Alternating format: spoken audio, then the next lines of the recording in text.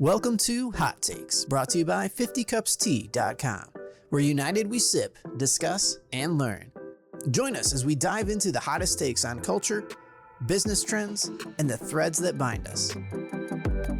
Get ready for inspiring stories, candid conversations, and a fresh perspective on living a healthy, fulfilled life. Grab your cup and tune in. Let's get started.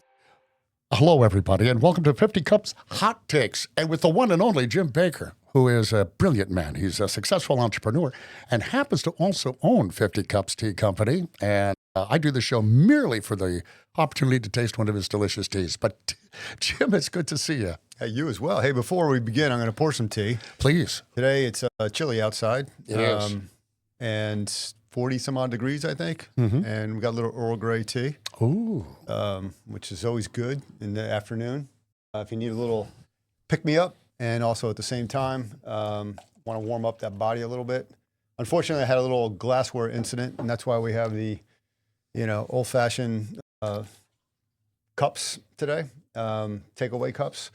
But hopefully the taste won't be compromised. I'll just kill the rest of this. Oh, it's absolutely delicious. Also, before we begin, yes, 4 or 5 people that actually watch this have complimented me on you. Really? You have a phenomenal voice. They really love the way you host. So I said, well, if you love them so much, tell all your friends and family. Please. So we can get more viewers. That would But be yeah, great. and I told them all about your background. So for the audience, maybe you should just give them a little 5-minute background about yourself. Yeah, I don't want to bore you, but I've been doing radio, certainly in the Raleigh area, for about 15 years. We were doing the talk radio. We do TV currently. I'm not doing radio right now, but we're doing the podcast. And, of course, we hook up, 2 times a month, and we talk about all the hot takes. And I love this show. I really do, because it's all the things we want to say and all the little things that bug us. But, and I've been involved in the political scene and movies and recording sound and all of that. So I've had kind of an interesting road, but nothing better than this free tea, man. What was the radio station that you were on in the old days? Here in Raleigh, it was WPTF, which at the time was a very big 50,000 watt AM station.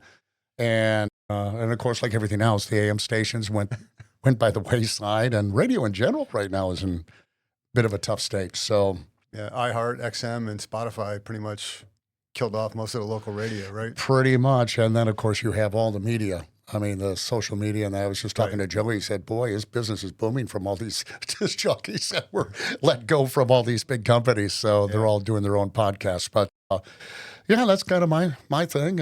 And I've always enjoyed it. Had a lot of fun doing it. So thanks for the opportunity. Yeah, well, enjoy your tea today. Yeah, cheers. Thank you. Does this help colds? It does. Man, it's that time of the year. I just spent, Jim, 3 days. I work from home, by the way, with my wife, who's a teacher, and my daughter, who's a student. Wow, you had a little vacation, a little stay vacation, huh? Well, they did. Yes, they did, Jim. I know on the list of things to talk about today, you wanted to talk about snow days, and so do I, because I'm a little pent up. But I'm interested in hearing your take on it. Is it a good take or a not so good take? It's an interesting take. Oh, beautiful. It used to be a bad take. Mm-hmm. I had kids that obviously went through the school systems. And, as a kid myself, I still remember. And when we snowed, I grew up in the Northeast for the most part in my formative years, and did spend some time down south. But, when there was a snowstorm down south, or even if it was a half-an-inch ice storm, the place shut down for a week. And as a kid, you're excited for the first day. Then after that, it kind of gets old because there's not really much to do outside because it starts to melt and slushy and dirty. And other than playing football in the slush, it's you can't really sleigh ride or do anything else, right? So, and so I can kind of get it a little bit in the old days, at least with the South. And of course, we are here in the Raleigh-Durham area. And up north, you had a snow day. If you got 20 inches of snow, you usually were off for a day. And then the next day, you probably had a delayed opening. And then after that, you were ready to rock, for the rest of the week. And what I've noticed, even in the Northeast now, but really more so down here still, is that even if it's forecasted and it hasn't even hit yet, and as we all know, the weather forecast professionals love to capture our attention with, in this case, snowmageddon. And I remember this past snowstorm, which we received on Wednesday and Thursday, so less than 48 hours ago, we were told last Sunday that it was going to be a 13-inch snowstorm. Yes. And then it's, every single day it seemed to like go down in impact to the point where they were predicting, 3 or 4 inches. But Wednesday morning we woke up and there was the roads were dry. The sky was cloudy, but dry. Mm-hmm. And by 10 or 11 in the morning, we saw some snowflakes. And then probably by 2 o'clock or so in the afternoon, it was snowing, but I wouldn't call it a snowmageddon storm. I would agree with that. Right. The good news is around here, they've, I think, finally perfected the prep of the roads. A few years ago, they'd prep them 10 days in advance, and then you drive around 50 degrees sunshine for the next 10 days, and you see clouds of salt and sand just, blowing up in the air. So by the time the actual precipitation did occur, it was gone. It was gone at that point in time. So they are timing it a little bit better now, which is great. But I'm thinking to myself, from a snow day perspective, I'll give you that they could have closed school on Wednesday. There was zero reason to close school yesterday past 10 o'clock in the morning. And today, the roads have been dry for 24 hours. Mm-hmm. The weather is above freezing. There's no snow anywhere on any hard surface. And there hasn't been since probably noon yesterday. Right. And lo and behold, schools are closed again. Right. So I started thinking to myself, are we simply as a country and a municipality just always taking the easy way out? I would answer that by saying yes. I think they are, but that's a very good point. And is that good for our kids? No, it is in this not. case. And is it good for, well, quite frankly, everybody else? And, the easy decision is to just kill off school, right?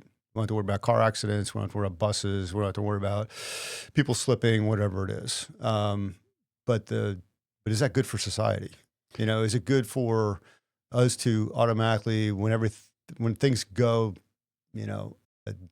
different or we have unpredictability, i.e. weather in this case, does it make sense just to punt and let everybody just kind of hang out at home?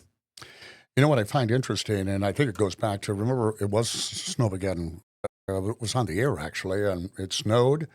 People were abandoning their cars and walking away. And I think there was a car, remember the iconic picture of one of them on fire, and someone put a meme with the Michelin snowman, in it.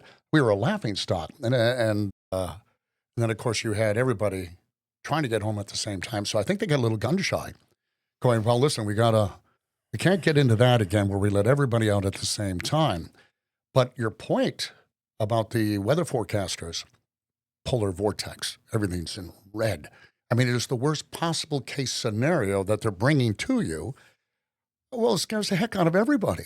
And so it's not surprising that they would do this. But you're right. I thought, today's a beautiful day.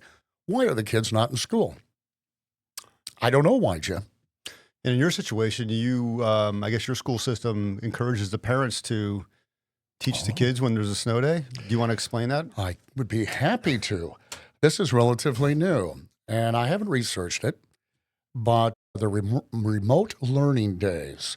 So you have so many days the schools plan for a snow day. This is Wake County in general, I think. And so now they have remote learning packets that go home with the kids from every one of their teachers. They must complete them with a parent who have to sign off on it. It's basically you're teaching your kids throughout the day what should have been taught in school, which I find irritating. Mm-hmm. And so they must get credit for it, but it makes it so much easier to say, well, let's just give them 3 days of remote learning and sit back and relax for those 3 days. Maybe I'm a little more cynical than I should be on this, but most parents can't stay home and teach their kids, right? And if that's a way to get out of going to school, for whatever reason, I think it's wrong. Yeah, I do too. And I think also in the old days, I think up north especially, you allocated 5 snow days. Yes. So if it never snowed for the entire year, there were no snow days off, then you got out of school in June 5 days earlier. Right?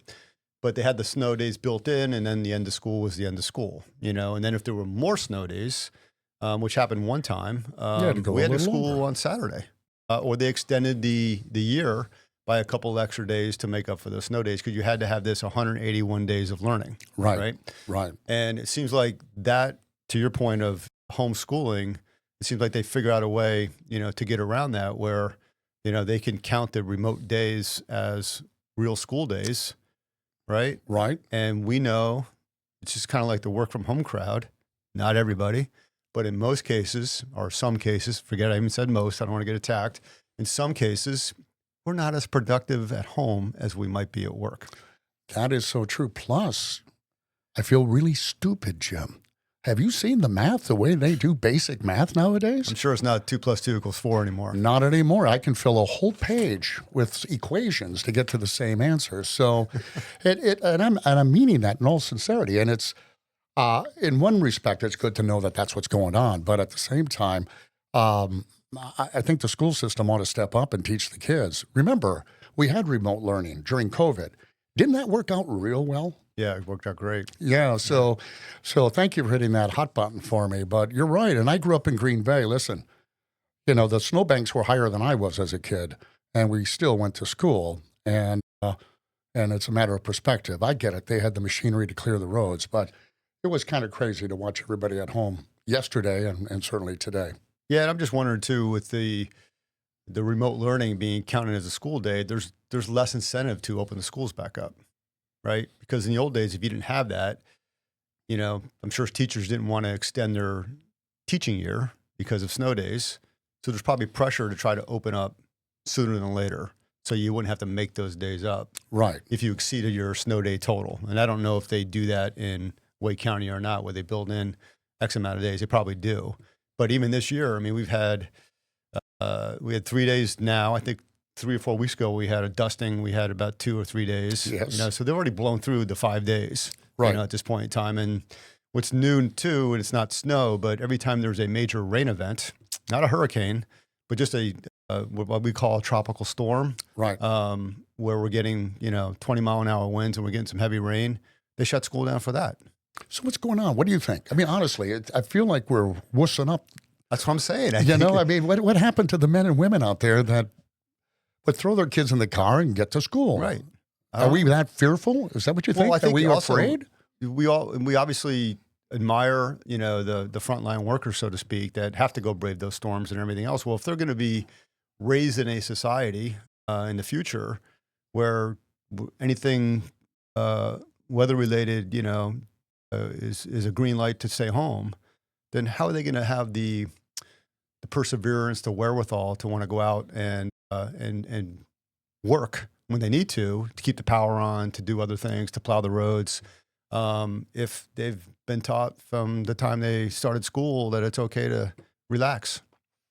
Well, I agree with you on this, and it's scary enough driving at certain hours in North Carolina when the sun is out and the pavement's dry, and when it starts to rain, we all know that for whatever reason, North Carolina drivers are tough. They just can't do it. So when you add in snow, and again, if people were honest, the media were honest, and gave you the forecast like they used to give it, and not shade the colors in and try to blow it out of proportion, I think you'd have less of it. But I think politicians, school officials, right? They get parents all over them online, and why aren't you closing schools? So they have pressure because they're frightened. I get it. Yeah, I get it. Yeah. And I'm not, like I said, I think it's disingenuous, though, I think, to, if you're a tax-paying citizen of the state, to ask parents who aren't professional teachers to teach the kids, and at the same time pay somebody that's teaching and administrating a full-time salary if somebody else is doing the work. Amen, brother. Amen.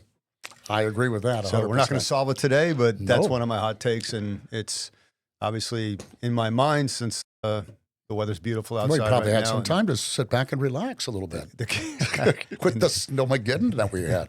and the kids are at home. But it was a sunny day today. It was beautiful. And actually, yesterday, the sun came out and the snow was melting. It was really a nice day. It was. And it was nice to get out because we've been kind of stuck inside. And I remember during COVID, again, going back to those years, we had to stay inside, even though going out in the sun was kind of the thing we needed to We're do. transitioning. I could see it coming. You could, well, I'm a Smooth professional. broadcasting, See, yes. this is how you do it in radio school. Yes. And, but you do have sunlight on your list of hot topics today, but I never really know how to read you. Are we going, it's good? Is it bad? Is it a little of both? What are your thoughts? Well, let's do dermatology Okay. and sunlight. All right. Together. And as we know, over the last 30 or so years, the dermatologic profession has skyrocketed. I did not know that. Yes. True. Dermatology is a nice field to get into.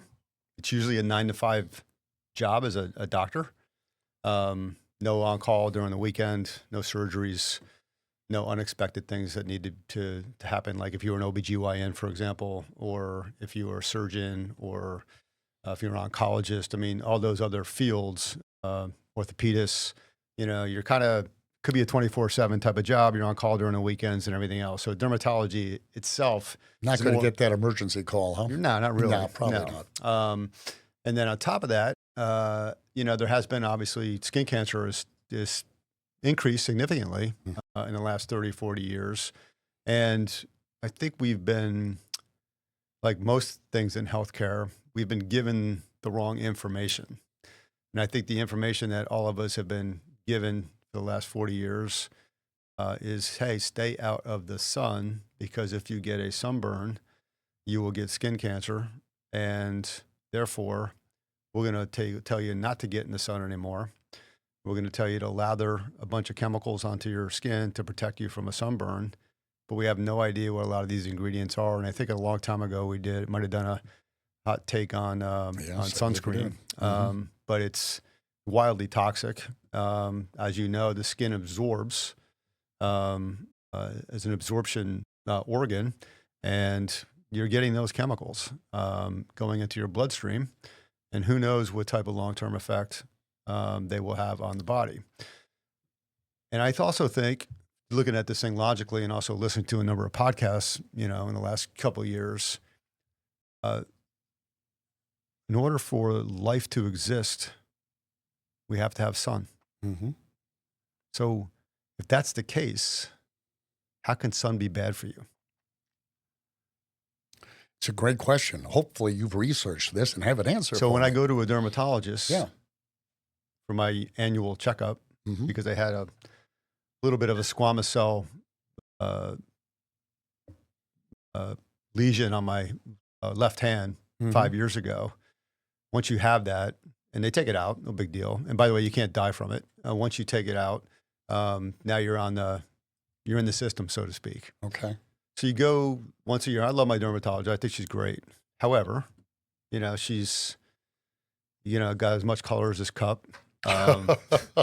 She's, she practices what she preaches. I mean, she's she's young.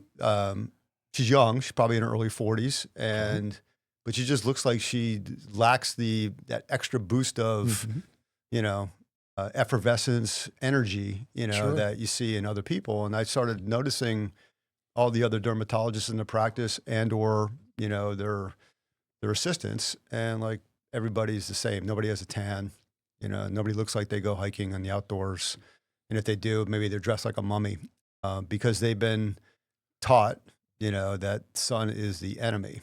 And what brought everything home to me was a simple statement this one doctor made in a podcast I was listening to. And he said, and he's talking about the body with melon. Our tongue, by the way, has the most concentrated amount of light in the body for obvious reasons, right? It can taste food.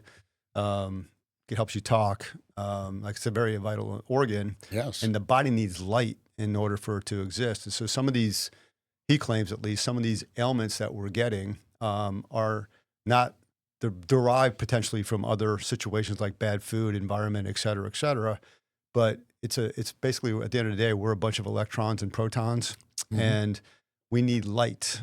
And if the food that we're eating is taking out the light, if we are not in the sunlight, if we are not taking vitamin D3, we are losing our ability to maintain our mitochondria. And as a result, we get sick. So your point about COVID staying inside was the exact opposite of what should have happened, right? Right. And I think we talked about this too in the past. Back in the old days, in the 1900s, people that had long-term illnesses back then, like tuberculosis or whatever, Sure. well, what did they do with them every single day? If they were in a healthcare facility, they basically rolled them outside and put them in sunlight all day long. And that's how they healed. Yes, right? absolutely. So we don't do that today, right? If you go to a hospital, you never see light. You see fluorescent lights, you see incandescent lights, you see other lights in the room that you're in, but the place is hermetically sealed. You have no light whatsoever. And if you look at all the doctors that work 24/7 as docs, especially surgeons, they're in a dark room all day long, and they don't have, out of all the doctors, they have their longevity is less than other professions. And you have to look back and say, well, why is that? I mean, they're on their feet. If they're doctors, hopefully they're eating a balanced diet. Hopefully they're doing some exercise. So they're not sitting at a desk all day long looking at a computer. Right. But there's got to be a reason why they're not living as long as other people. And it's probably because they're indoors all day long. Well, how did that shift? I mean, there was a time sunlight was considered a good thing. And I've noticed that over the years, and it bounces around. Some things become bad, and then they become good again, and then bad again. So is this today's science that, for whatever reason, how do we get to a point where intelligent people, doctors are pretty smart. You would think they would know that sunlight is helpful. You would think. But it's not. But it's not. And as somebody said in a podcast I listened to, and I forgot to mention this point, when a lion is out in the wild, gets enough sun, the lion goes underneath a tree. And he then said if a lion is in captivity in a zoo, he basically has alopecia. There's splotchiness, he's losing his coat, he's becoming sicker and sicker because in a zoo, you're not really seeing a lot of light in some of these zoos. Now, some of the newer zoos where they have a giant range, where the lions can go out and run around all day long and stuff like that, probably a little bit of a different story. So my guess is because of these newer zoos and these, the ability to get them out, outside more, even the zoologists know that these animals need sun. So if an animal needs sun, doesn't a human need sun? And because we are animals at the end of the day. And I found his comment about when they get hot enough, they go underneath a tree. Wouldn't the same rule apply for us? So when we're out in the sun, and then when we start to burn, maybe that's a signal that says, okay, we've had enough. So let's go underneath the shade for a while. Let's put a shirt on, right? Because maybe the body has gotten enough light, and it's a warning sign saying it's okay. You can go put some clothes on now and get in the shade, right? Instead of the alternative, which is, well, let's lather up, protect ourselves from not getting any sun whatsoever, and absorb all those chemicals in the meantime. And let's keep reapplying and reapplying all day long in 7, 8, 9, 10, 11-year-old kids. And and skin cancer keeps skyrocketing, and our population is getting sicker and sicker. That is something deep. I mean, that really is. I hadn't thought about that. I see little kids, toddlers, where they lather them up and set them outside. When I grew up, that's exactly what I did. I'd get a sunburn, and I'd go, "Ow, I don't want one of those again." And the next time I learned, well, I'm getting hot. I'm gonna pick up and get into some shade. Some used to call that common sense. I mean, honestly, have people lost that ability to go, well, this is bad. I'm starting to burn. I should just get up and move. Are we so No, I don't even think it's that. I think some people might want to protect themselves from a burn, but I think most people will put it on because you've been told sunlight's so bad conditioned. For you. Right. So don't get any sunlight.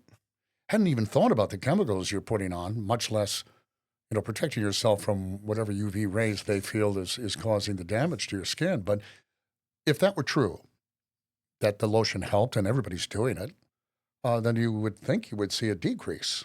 Right. But And you're we're not seeing that, right? No. And it's not the sun's hotter than it was, 100 years ago.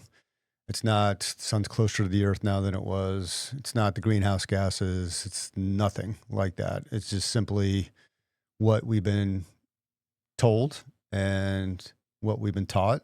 And, I'm just as guilty of it. When our kids were really young, we lathered them up so they can go Sure. swim in the pool, down the street. And, but, now I'm going out and getting sun. Good for you. Yeah, well, we do that because we love our kids, right? And we do, or I did anyway, rely on expert opinions when it comes to this sort of thing. I don't any longer, though, because it seems that more often than not, they seem to be off base and wrong. Here's a hot take on some 50 Cups tea. Green tea is known to have a variety of benefits as it contains polyphenols, which helps with lowering inflammation in the body. It also contains L-theanine, which is incredible for cognitive function and mood, and catechins, which support a healthy heart. Polyphenol antioxidants work in aiding weight loss, and the antioxidant properties in polyphenols also kill cancerous cells, stopping them from growing, which green tea has the potential to fight cancer. Visit 50cupstea.com to find out more. So I'm kind of excited about what may happen with the Health and Human Service Department here in the next 4 years, because he seems to be kind of cut from that same ilk, right? Where he's questioning things. And I think that's good, right? Yeah. And according to what I've read too, watching a sunrise and looking at the sun for 10 minutes, you're going to get a little bit of spot in your eye after you turn away. But looking at it for 10 minutes, it's not going to harm your eyes because the pupil obviously is a receptor of light as well as your skin. But it's supposed to be the best light is between sunrise and 9 or 10 in the morning if you're on the East Coast, for example. So if you went out in the sun, let's say at 5 o'clock at night, you're getting probably a third of the amount of light that you would get at 9 o'clock in the morning. All right. So if you want And to, you can't really get burned at 9 o'clock in the morning, right? that's true. So, if you really want to really look at this whole sun thing, do your research and understand that it's not bad for you, and understand when are the best times to go out and get light. And I think if you look at the average human that works outdoors compared to one that works indoors, that outdoor person tends to be healthier than the indoor person. I agree. And if you look at the old days, back when I was growing up, people worked outdoors a lot. Sure. Much more than today. So, if you're starting to feel a little warm, just move. And how's that? to your point yesterday, I thought about it. I'm like, did I go outside at all yesterday? Well, I worked out indoors. I got in my car. I then walked from the parking lot into the building. So I was outdoors for about 30 seconds. And then I was indoors the rest of the day. Then I left at night and went back home. So I never saw the sunlight yesterday. Right. I was just talking to my daughter. She's 9 years old and she's in school. So everybody's sick. This is that sick season. I wonder why. And I'm going, I can't wait for it to get warm so we can get outside again. Right. And isn't it interesting when you do that, the sickness disappears. I'm sure it's not as simple as that. But I know when I'm sick, it's really nice to have insurance, Jim. There's that segue again. But again, I don't know where you want to go with this. Boy, I've never heard anybody really talk about insurance and had positive good things to say about it. Usually there's something that they've experienced or is in the news. What are your thoughts on insurance today? Well, I talked to you a couple months ago about having an aggregator get you a better deal in insurance than if you did it yourself, through the exchange or directly with the insurance company. Right. All right. So this is a little bit of a different take. So because I went and got my aggregator, because the insurance company that I was with before, which is the same one I'm with now, wasn't individually offering me a similar plan to what I had the year before. They changed all the plans. Okay. So I had a choice. I would either go to their new plan, which was $400 more a month, or I had to go shop for a new plan. And now the one that I got from the aggregator, as a reminder, was a better plan than what I had before. It was different, so I didn't really like it as much, but from a pure coverage perspective, it was a little bit better. and it was $400 less than what I was paying last year. How's that possible? Well, that's one of the issues that I still haven't solved yet. Yeah. But for some reason, the insurance companies like the aggregators, the brokers, and they're able to, just through the insurance laws, cut that individual person a better deal than what you could get if you went off on your own, which to me makes zero sense. I mean, it's counterintuitive. If I'm the insurance company and you're my client, Yes. you get the best deal. The new person that's looking to come in, maybe he gets a good deal through the aggregator, but after that, I'm going to make sure I retain you and I don't have to pay commission to somebody else. Right. But it's the same mentality that the cable TV companies have and everybody else. The new people get the great deals. The people that have been loyal, for 5, 10, 15 years are the ones that are paying the freight for everybody else. So I don't understand it, but my issue is this. Mm-hmm. So my plan switched. I went to get a checkup, physical, on the 20th of December. I had labs run, like everybody does. And then I went home, celebrated Christmas. Most of my labs came in, over the next couple of days before Christmas. Mm-hmm. And then they all got paid for, based on my plan and everything else. And then I get a charge in 2025 saying that I owe X amount of dollars for this one lab. It's not a lot of money, but I'm like, what is this? I was covered in 24. I knew my deductible, everything was good. So I just simply it was basically the lab charge was nothing. Right. You know how the insurance companies do it anyhow. The practitioner says the labs were $1 billion. And then the insurance company says, no, they're actually $70. Right. And then you got the next column, which is how much you owe compared to what was paid to the provider. Right. Right. So I'm thinking I'm going to owe, let's say $20. Yeah. And bill comes back and it's 70. Yeah. So again, it's principle more than it is anything else. Absolutely. So I'm like, what's going on here? So I popped the practitioner a nice note in my chart. And they say, yeah, it's your responsibility. I said, yeah, but it took place in 2024, not 25. Well, they didn't read it till 2025. I said, well, that's not my problem. It's not my problem. No, I was there. correct. I followed the healthcare rules. I showed up, and so the date of service is when I should be getting charged. Absolutely. So now, because of the way the system is, the practitioner tells me to go pound salt, go talk to your insurance company. So now I go through the 75 prompts on calling the insurance company, giving my birthday 400 times Yes. and everything else, stand on my head and spit nickels, and then go through the automated attendant and everything else. Finally get somebody whose English might be the second language. I don't know. Yeah. And I'm explaining what's going on. And then he basically regurgitates, well, this is 2025 and this is your plan. I said, I understand. I said, but this happened in 2024 and it's not my fault the provider didn't read the lab until 2025. They read everything else except for one lab. And so I said, I'm not paying it. And so now we have to go through this wonderful appeal process. So I filled out this paperwork. I'm waiting for a call from one of their compliance officers, and they almost make it so hard for you to protect them, by the way, because they shouldn't be paying the claim. Correct. Right. Right. And they don't care. No, they don't. And would rather make it difficult as difficult as possible for you.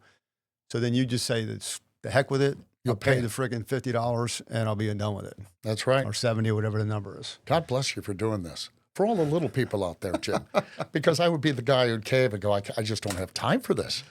And I've done this many, many times. You brought up the cable company and all that. I mean, they make it almost impossible to leave them. So how far are you going to go with this? You're not backing down at all. Good for you. It doesn't take tremendous amounts of time in the next month or so. I'm sticking with it, right? If it's a phone call here and there and I just keep saying no, then, who knows what's going to happen. Maybe you'll do to them what they were trying to do to you. That's a minor case, though. There's a friend of mine, her son was diagnosed with a form of rheumatoid arthritis, so he needs Humira, which is a biologic to treat the disease. And she has Blue Cross Blue Shield. And she was denied 3 times the medication because they wanted him to take a 1950 pill first. and that basically blows your stomach up and causes infections. And the doctor coded it right. The doctor said, no, he's not a candidate for that. He's a candidate for this. And they had to go through 4 months of appeals before finally somebody at Blue Cross Blue Shield approved it.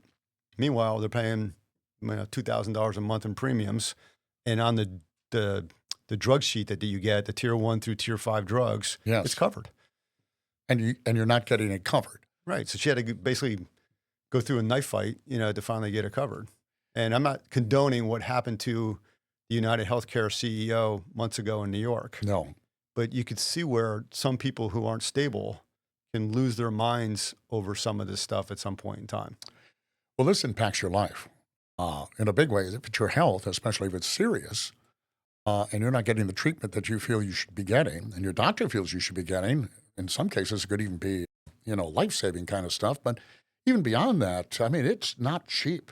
For the average folks out there, to get a bill from the hospital or from a doctor, and some of this stuff is really quite expensive. I still don't understand why we haven't figured out how to make this better. The system's set up, of course, to be very, very expensive, but people don't have the resources or the time, maybe, to do what you're going through. But I don't know how you fight it other than what you're doing. Yeah, and unfortunately, it's really one of the few things in life that the end user, the patient in this case, doesn't have power of the purse. Right. And therein is the problem.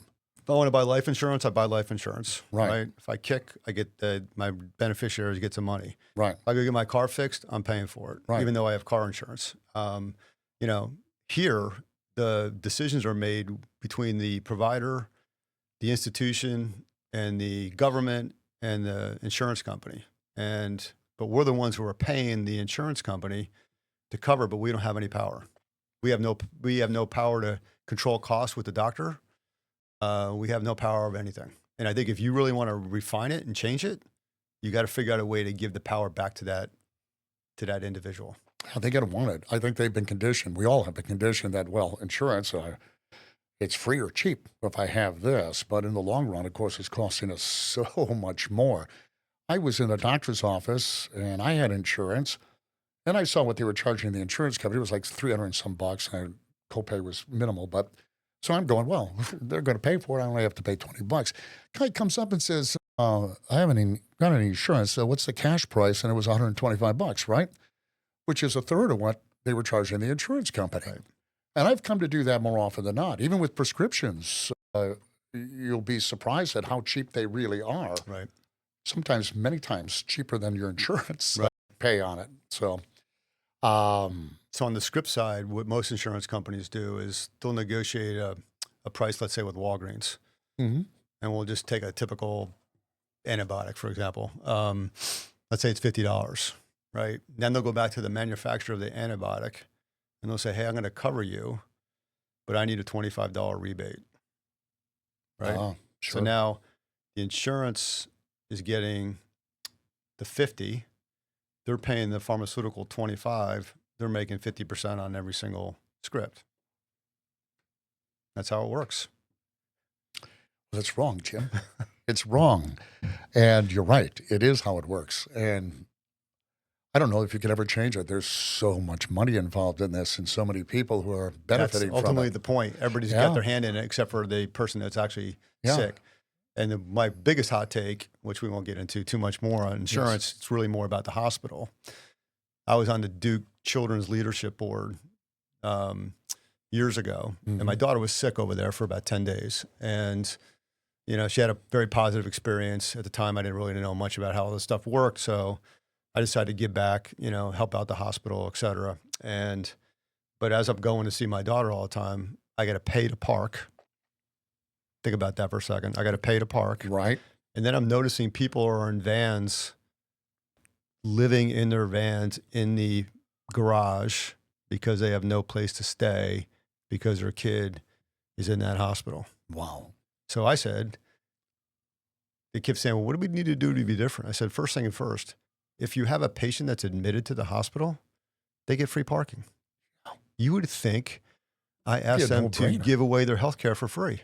Are you kidding? Oh my God. Pushback? And they said they blame the university. Well, the university owns the parking garages. I'm like, So go to the university and tell them or Do you know how much they're let me do charging this. for that hospital stay? Yeah, let's set up a donating fund that pays for the parking. Let's just do something so the patient's family isn't getting bamboozled. Because a lot of these people that are going to this hospital, they're not coming from Cary, North Carolina. They're traveling an hour, 2 hours, 6 hours away. Sure. They don't have money. Right. It's their last hope. Kid might be getting chemo, cancer treatments, or whatever, and they don't have two nickels to run together, and they got to still pay for parking, which for them is cheaper to live in the parking garage in a van than it would be to go get a hotel someplace else. That's wrong. Of course. It's so wrong. So, I never thought that was even an issue. so somehow he was transgressed over to here, but Wow. and then if it's mind-boggling. It is mind maddening. It really is. All these things can be easily fixed, really, if there was a desire to do it. They had somebody in power who wanted to do it. And, well, the people are in power if they decide to do it, but we're so compliant. We're easily maneuvered. We're just a herd, and we're easily directed. Yeah, and I think It's once too bad. it's been accepted, so to speak, because it's always been, people I'm sure they want to scream, and it aggravates the heck out of them, but they're like, well, my kid's sick, I got to visit my kid. I have to pay the $10 a day to park in this bad garage, Yeah, right? So it's outrageous. it is. It isn't outrageous. What's that? Your tea is delicious. And I don't mean to cut you off if you have more you'd like to I say, don't. but the tea is absolutely delicious. And I know, at least I hope, people who watch the podcast take it upon themselves anyway to at least try it. How do they do that? Yeah, 50cupstea.com.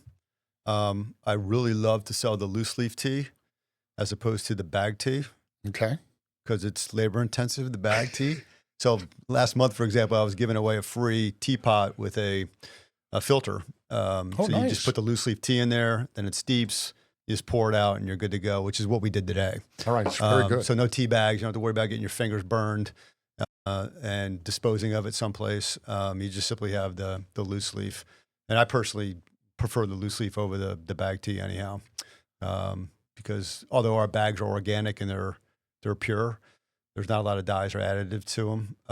Some of these bags are full with plastics and preservatives and everything else. And so loose leaf is the way to go. Perfect. And 50cupstea.com. And then, as always, it's been a treat. Hey, thank you, Jim. As always, good to see you and get free tea. Thank you. Have a good one. Thanks for joining us on Hot Takes 50 Cups. If you enjoyed today's episode, be sure to visit our website at 50cupstea.com for more great content and delicious organic teas, and listen and watch us on all the leading platforms. Stay connected with us on Instagram at 50cupstea, YouTube, and TikTok. And don't forget to subscribe, leave a review, and share with your friends. Until next time, keep sipping and stay united.